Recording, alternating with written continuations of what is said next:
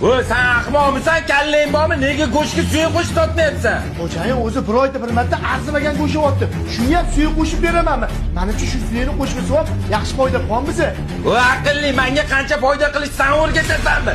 Ishdan bo'shading garchi, sulbetda. Bu hayotda bitta ish yopilsa, ikkinchisi ochiladi.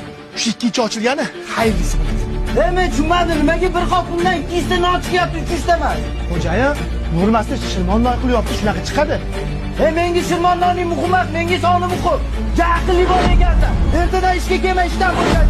Bu hayotda bitta ish yopilsa, ikkinchisi ochiladi. O'sha ochilgani xayrlisi bo'ladi. Nimaga soni kam bo'lmasa? Piyoz bilan nonni kamroq sotgandim.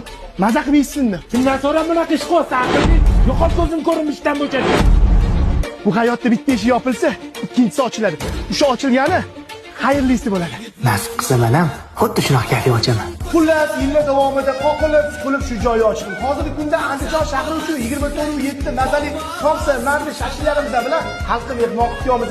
Andijon Bo'stonda Abdulboriy shahrisisi butun Andijon xalqi taniydi. Oson bo'lmagan ekan. Barakasini bersin. Omalekim, malades o'sha.